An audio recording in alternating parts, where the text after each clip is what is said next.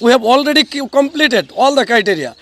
After then, আজিৰ তাৰিখত মাননীয় শিক্ষামন্ত্ৰী মহোদয়ে যিখিনি বক্তব্য তেখেতে শীতকালীন অধিৱেশনত কৈছে সেই কথাটো আমাৰ চকু কপালত তুলিছে। 667 জন মানুহক যদি আমাক চৰকাৰে নিযুক্তি নিদিয়ে তেনেহ'লে অতি দুখৰ বিষয় হ'ব। আৰু আমি বিভিন্ন দেখা পাইছোঁ যে আমাৰ মুখ্যমন্ত্ৰী ডাঙৰীয়াই চবকে সহায় কৰি আছে, তেওঁ ভগৱান স্বৰূপে সকলোৰ লগতে কাম কৰি আছে। কিন্তু আমাৰো ভগৱান হৈ আমাৰ এইখিনিৰ পৰা মানে যিকোনো প্ৰকাৰে আমাক এইটো ব্যৱস্থা কৰি দিয়ক, নিযুক্তিৰ ব্যৱস্থাটো কৰি দিয়ক। কম্পনেণ্টত কাম কৰা যিখিনি আমি আছোঁ, আমাকতো হিচাপমতে চৰকাৰে সুদৃষ্টিৰে আমাক আগতে নিযুক্তি দিব লাগিছিল, কিন্তু তাৰপিছতো আমাক অসম চৰকাৰ তথা বিভাগীয় কৰ্তৃপক্ষই আমাক জনাইছিল যে নাই, আমি তেনেকৈ বিনা টেটত আমি কোনো কাৰণতে নিযুক্তি দিব নোৱাৰি। তো যাৰ কাৰণে আমাক মানে এটা বিশেষ প্ৰক্ৰিয়াৰে নিযুক্তি দিয়া হ'ব বুলি এটা বুজাবুজি কৰাৰ পিছতে আমাৰ কাৰণে বিশেষ টেট অনুষ্ঠিত কৰিছিল। আজি আমি সেই বিশেষ টেটত উত্তীৰ্ণ হৈছোঁ আৰু শিক্ষক হ'বলৈ হ'লে যিখিনি ক্ৰাইটেৰিয়া ফুলফিল কৰিব লাগে, we have already completed all the criteria. After then আজিৰ তাৰিখত মাননীয় শিক্ষামন্ত্ৰী মহোদয়ে যিখিনি বক্তব্য তেখেতে শীতকালীন অধিৱেশনত কৈছে সেই কথাটো আমাৰ চকু কপালত তুলিছে যে আমি আচলতে জেনেৰেল টেটৰ আজিৰ তাৰিখৰ যিখিনি শিক্ষা ব্যৱস্থা আৰু আমাৰ দিনৰ যি শিক্ষা ব্যৱস্থা আছিল বহুত তফাত। গতিকে এতিয়া জেনেৰেল টেটৰ প্ৰাৰ্থীসকলৰ লগত আমাক এপ্লাই কৰিব দিছে, সেইটো কেনেকৈ সম্ভৱ? আৰু যদি সেইটোৱে হয় তেতিয়াহ'লে আমাৰ কাৰণে স্পেচিয়েল শব্দটো লগাই স্পেচিয়েল টেট পাতাৰ অৰ্থটো ক'ত থাকিল? গতিকে আমি এটাই কাটৰ আহ্বান জনাম, স্পেচিয়েল শব্দটোৰ ইজ্জত ৰক্ষা কৰি, সন্মান ৰক্ষা কৰি, আৰু আমাৰ পৰিয়াল বা আমাৰ এই বিগত 2 দশক ধৰি আমি আন্দোলন কৰি আজি যি পৰ্যায়ত পাইছোঁ, আমাৰ মানৱতাৰ ছাৰসকলৰ মানৱতাৰ দৃষ্টিত আমাক এই অৰ্হতা ভিত্তিত আমাক এটা বিশেষ প্ৰক্ৰিয়াত বিশেষ বিজ্ঞাপনৰ জৰিয়তে কোনো ধৰণৰ বয়সৰ ঊৰ্ধ্বসীমা তথা মাৰ্কৰ ঊৰ্ধ্বসীমা নধৰাকৈ আমাক বিশেষভাৱে নিযুক্তি দিব লাগে। এইটোৱে আমি কাটৰভাৱে আহ্বান জনাইছোঁ।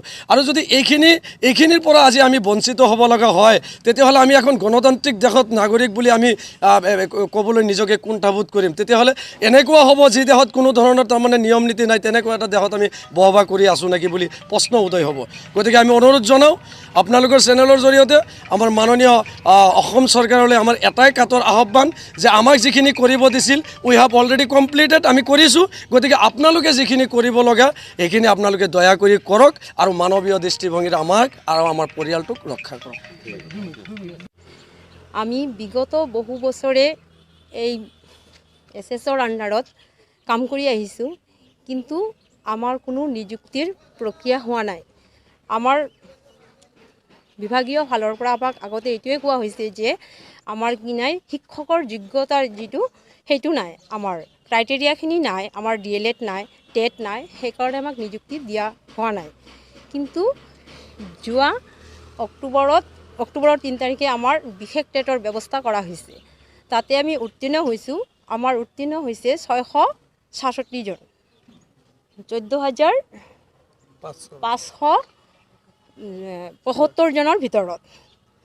আমাৰ পৰীক্ষাটো হৈছে এক কঠিন পৰীক্ষা, যিটো আমাৰ চেকনিৰে চেকি লৈছে। কিন্তু আমাৰ বিশেষ টেটৰ ৰিজাল্ট ওলাইছে আমাৰ নৱেম্বৰৰ 3 তাৰিখে, কিন্তু আজিলৈকে আমাৰ নিযুক্তিৰ কোনো ব্যৱস্থা হোৱা নাই। ইতিমধ্যে যিটো জেনেৰেল টেট হৈছে তাৰ লগতে আমাক যোৱা 23 তাৰিখত শীতকালীন অধিৱেশনত আমাৰ বিভাগীয় শিক্ষামন্ত্ৰী ডাঙৰীয়াই কৈছে যে জেনেৰেল টেটৰ লগত আমাক এপ্লাই কৰিব দিছে। কিন্তু বিশেষ টেটৰ প্ৰাৰ্থীসকলে আমি জেনেৰেল টেটত কেনেকৈ এপ্লাই কৰোঁ? দুৰ্ভাগ্যজনক কথা। আৰু আমি বিগত 2003ৰ পৰাই কৰ্মৰত হৈ আছোঁ। এতিয়া আমাৰ জেনেৰেলৰ লগত ফেৰ মাৰিব পৰাকৈ আমাৰ বয়সো নাই। আমি ইন ছাৰ্ভিচত আছোঁ। আমি ইমান কামখিনি কৰি আমাৰ যাৱতীয় যিটো সাংসাৰিক কাম কৰিও আমি DLED কৰিছোঁ। বিভাগীয় কৰ্তৃপক্ষৰ মানে মতে নিৰ্দেশ মৰ্মে আমাক কোৱা হৈছিল আপোনালোকে সেইখিনি যোগ্যতা অৰ্জন কৰক, তাৰপিছত আপোনালোকৰ আৰু চিন্তা নাই, আমি আপোনালোকক নিযুক্তি দিম। বয়সৰ কোনো মানে ঊৰ্ধ্বসীমা ধৰিব নালাগে, আমাক বিনা চৰ্তে নিযুক্তি দিব লাগে।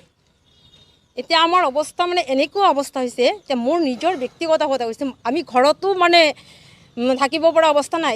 এতিয়া আমি মানে বিভাগীয় কৰ্তৃপক্ষ প্লাছ আমাৰ শিক্ষামন্ত্ৰী লগতে আমাৰ মুখ্যমন্ত্ৰী ডাঙৰীয়াক বিনম্ৰ কাতৰ এইটোৱে অনুৰোধ নে আমাৰ ফালে মানে চাওক আৰু 3 চনৰ পৰাই আমি সৰ্বশিক্ষাৰ অধীনত কাম কৰি আহিছোঁ। আমি বহুত সৰু ল'ৰা ছোৱালী 6 বছৰ বা 14 বছৰ ল'ৰা ছোৱালীক আমি ফুটপাথৰ পৰা বিচাৰি আনি বা কাৰোবাৰ কাম কৰা ঘৰত থকা ল'ৰা ছোৱালী বিচাৰি আনি আমি ঘৰে ঘৰে গৈ মাক দেউতাকক বুজাই পঢ়াই আনি আমি পঢ়াইছোঁ তেওঁলোকক আনি আমি তেওঁলোকক পঢ়াই শুনাই আমি মূল সুঁতিলৈ আনি দিছোঁ ফৰ্মেল স্কুলত নামভৰ্তি কৰাই দিছোঁ। গতিকে আমি ইমানখিনি কষ্ট কৰাৰ পিছতো আমি ইমানখিনি কষ্ট কৰি ইমান দিনে ৰাতি আমি আৱাসিক বিদ্যালয়ত থকাৰ পিছতো আমি পঢ়ি শুনি স্পেচিয়েল টেট আমি কোনো ৰকম পাছ কৰিব সক্ষম হৈছোঁ। গতিকে ইমানখিনি কৰাৰ পিছত আমাক চৰকাৰে যদি আমাক এই 667জন মানুহক যদি আমাক চৰকাৰে নিযুক্তি নিদিয়ে তেনেহ'লে অতি দুখৰ বিষয় হ'ব। আৰু এই 667জন পৰিয়ালে আমি মুখ্যমন্ত্ৰী তথা শিক্ষামন্ত্ৰীৰ মুখলৈ আমি চাই আছোঁ। তেওঁলোকে নিশ্চয় আমাৰ ফালে সুদৃষ্টিৰে চাব, আমি সেইটোৱে আশা কৰি আছোঁ। আৰু মুখ্যমন্ত্ৰী ছাৰেতো সকলোৰে দুখ বুজিয়ে পায়, তেওঁতো সকলোৰে সহায় কৰি আহিছে, আমি দেখাই পাই আহিছোঁ। গতিকে আমি নিজকে ধন্যবাদ মানিছোঁ যে তেওঁৰ নিচিনা এজন মুখ্যমন্ত্ৰী আমি পাইছোঁ। আৰু আমি সেইকাৰণে ভগৱানৰ ওচৰতো প্ৰাৰ্থনা কৰিছোঁ তেওঁ যাতে সুস্বাস্থ্যৰে থাকে। গতিকে মোৰ ক'বলগীয়া বিশেষকৈ এইটোৱে যে ইমান কষ্টৰ মাজত এই বয়সত আমি পঢ়ি শুনি পাছ কৰি পেলাই ঘৰ সংসাৰ চলায়ো তাৰ মাজতে পঢ়ি শুনি আমি এইখিনি পাইছোঁ। গতিকে আমাক আৰু যাতে কষ্ট নিদিয়ে, আমাৰ ফালে যাতে তেওঁ সুদৃষ্টিৰে আমাক চাই আমাক এই 667জনক যাতে চৰকাৰে সোনকালে নিযুক্তিৰ ব্যৱস্থাটো কৰি দিয়ে।